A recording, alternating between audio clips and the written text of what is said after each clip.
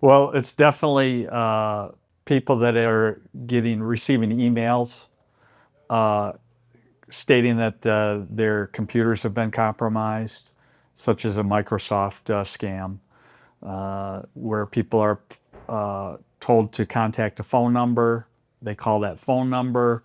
That person tells them that their account's been locked and they can help fix it if they provide them with some funds.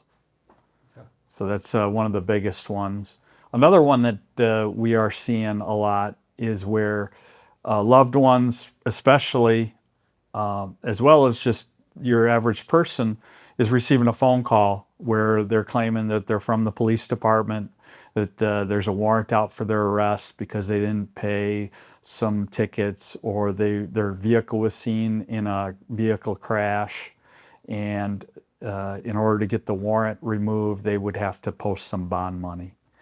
So that's a big scam where they're utilizing, and they're even copying police department phone numbers that'll pop up on the caller IDs. So we've seen that a lot. People should question everything. Unfortunately, we're at a time where just because you see it on TV or it's on film or you saw a picture, that it's actually true. Law enforcement doesn't work that way. Just because someone gives us a video doesn't mean that we're going to prosecute someone for a crime based off of solely that video. There has to be an investigation. We have to ask questions and verify through other resources.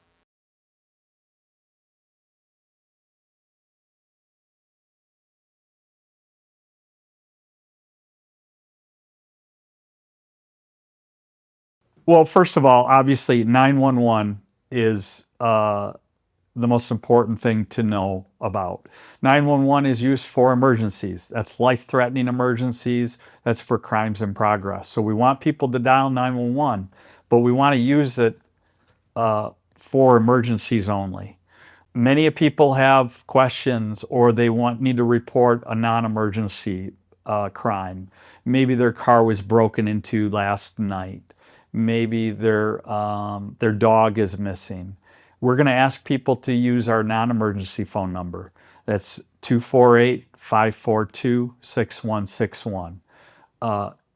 So always use that non-emergency phone number. If you have questions for us, if you want to make a complaint that's not involved in an emergency, that's the phone number to call us at.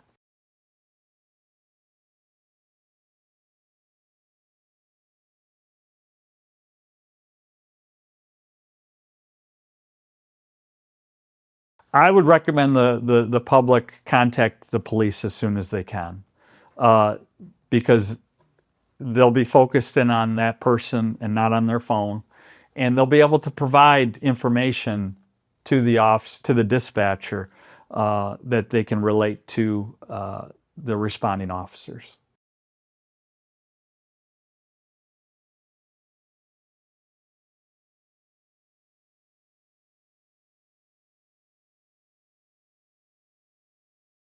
So we have several ones.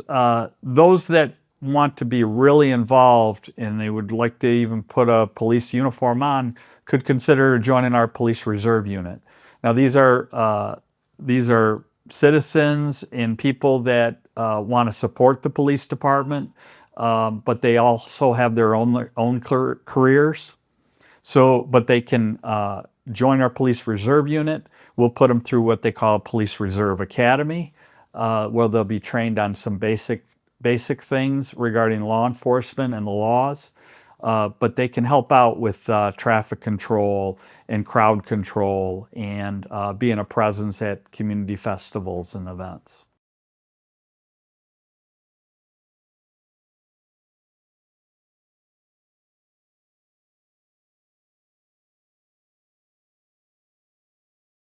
So, so mental health is a big component.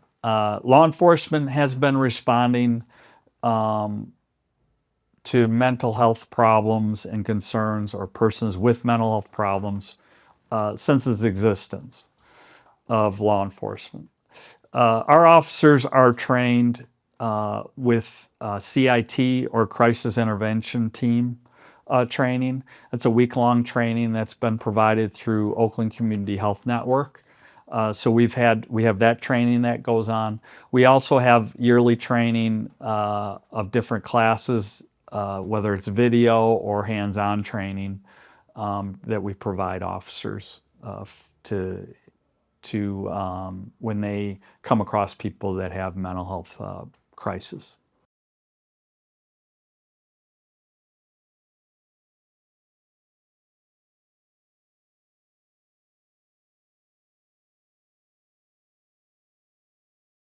It's a great program.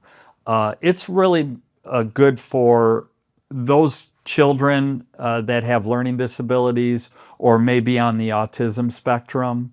That project provides the ability for residents or parents to register their child within the program, and it's a database where if the child comes across is lost and someone comes across that child, the parent could have QR codes that they could have sewn into different materials. Or if the child has a stuffed animal or something that they would never let go, that QR code could be sewn into there. And people can call the police. We could take a picture of that QR code. That will give us information on where that child belongs. There's also, they call it the Blue Envelope Project through the Saves Project. Persons that may have, that are elderly or may have had bouts of a confusion, but they still have their driver's license, let's say, so they're operating a motor vehicle. When they get stopped by the police, they could pull out this envelope. The envelope will give a description of what type of medical condition this person has, and inside the envelope has important paperwork that they can provide to the police officer, and that allows the officer to immediately recognize that they're dealing with someone that may have a memory problem or has some special needs.